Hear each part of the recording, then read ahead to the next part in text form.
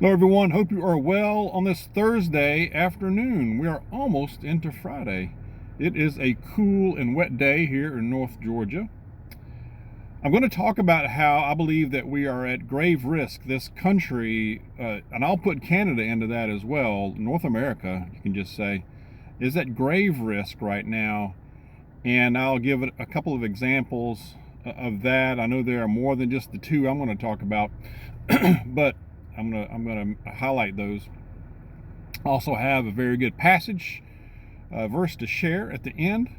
But first, I want to remind you that I have my email in the description.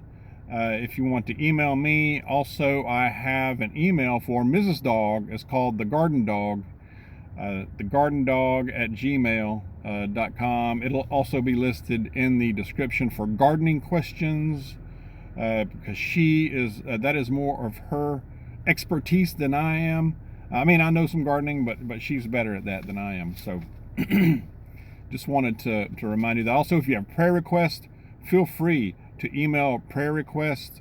You can also put prayer requests in the comments if you want the whole community to also pray for you. But if not, you can also just email me. Bear with me on emails. I'm usually a little behind on that, but I will get to you as soon as possible. Okay, on to the content. The first thing was this story about a Marine sniper who testified. I forget who was testifying in front of the other day. Might have been yesterday, actually, but this goes back to the Afghanistan disastrous pullout. And, this was just such a terrible thing. If you remember, I think this was back in 2021, actually. But this Marine sniper was talking about how he and his team had identified a suicide bomber. And they were begging permission to go ahead and engage this target.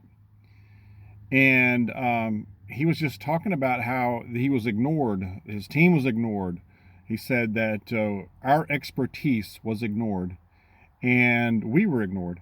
And as a result, he could not engage. He didn't have permission to. And this subject, this target, disappeared into the crowd, and hours later reappeared.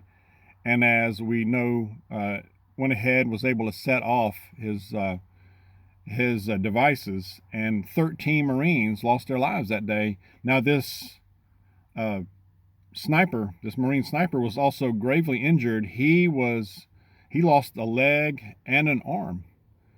And I mean, just heart-wrenching to watch this video of him testifying about this. But basically, nobody in the chain of command, he said, nobody in the chain of command knew who to authorize for engaging this subject, this target they had. They had identified this person. That is just hard to believe. But then again, when you think about it, it's not hard to believe. Based on current events, based on the last few years especially. So here is a professional who has identified a threat. Okay, this was during that 2 week of chaos when they're trying to evacuate and get out of there. So he's identified this, but he is not able to eliminate the threat. And as a result, 13 people are gone.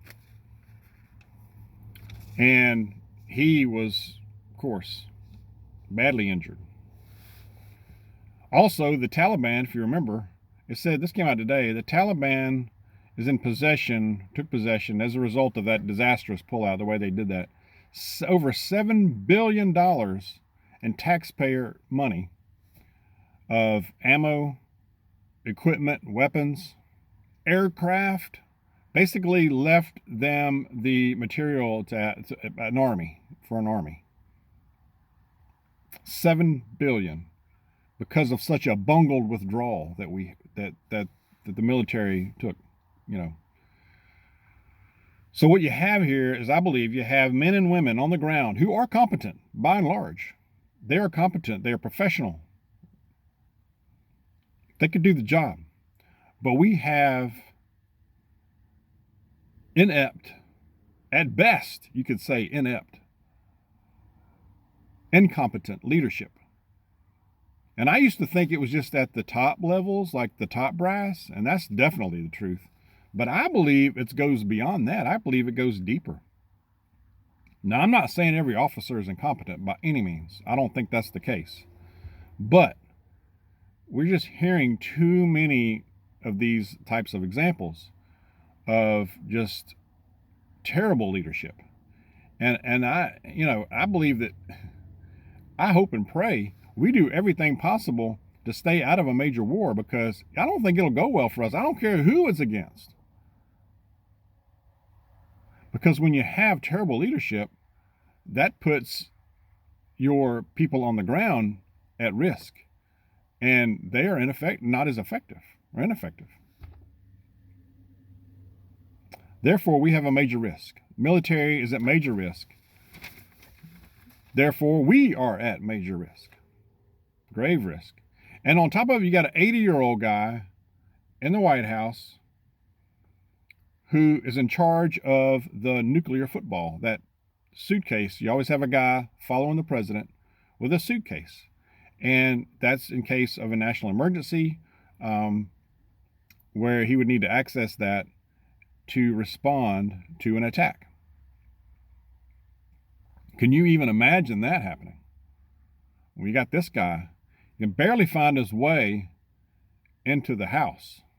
He has to be guided or off a stage. How's he going to handle that? He won't handle it. Somebody else would probably have to. If they can, if they're able, if they can, if they know what to do.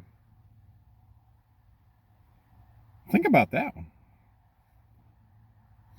If I were an adversary of this country, I tell you what, if I was going to strike, I would certainly do it. I would do it within the next year at least, or soon. While this guy's in there, I'd do it. I mean, what a better time.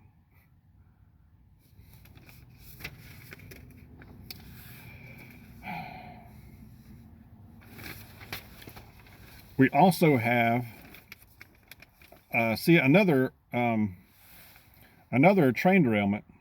I believe this was another Norfolk Southern rail derailment. About 30 cars. This was in Alabama earlier today. Now, in this case, no toxic, no hazardous material kind of situation. It doesn't look like that, but it was a lot of cars. It just highlights the terrible shape, apparently, that our transportation system's in. And not just railroad, it goes to airlines, the transportation, the highways, energy. I think it goes so deep that we don't hardly know it all. You know what I mean? Infrastructure. But I think that we got a serious problem with that. Could some of it be deliberate? Yeah, I think there's not that many coincidences, but we have so many of these situations happening. And I get it. I have family that's been in the railroad, and derailments happen, but good grief. I mean, like multiple a day, every day? I don't know. I don't think so. It shouldn't be that way. But it just highlights how broken down, and how our systems, our processes, our building blocks of this nation are just crumbling. They still look kind of shiny on the outside, but inside they're just caving right in. That's just my opinion. But it's not just transportation, government. My goodness, the corruption in that. And it's not just a little corruption here. It's terrible corruption. Healthcare, we talked about that before. It's crumbling. I saw some article a while back. Shortages of doctors and nurses are scary shortages, and more to come within the next 10 to 20 years. Education, my goodness. Now, with healthcare, education, I believe increasingly we're going to go back to a time, it's going to be like it was with our ancestors, to where a lot of that's just going to have to be done from home or locally. Education too. I mean, and I wouldn't trust them in a public school, or most of them. I know not all of them are bad and all that. I know there are good ones, and there are good teachers out there. But the system, the whole, the way it is guided, the leadership, that's what I don't trust. So healthcare as well. I mean, we're going to have to just take care of our own, and like it was 100 years ago. You probably, no matter what the emergency was, you might not even get to the hospital. You're lucky if you do, depending on where you are and what's available. I think we're going back to that.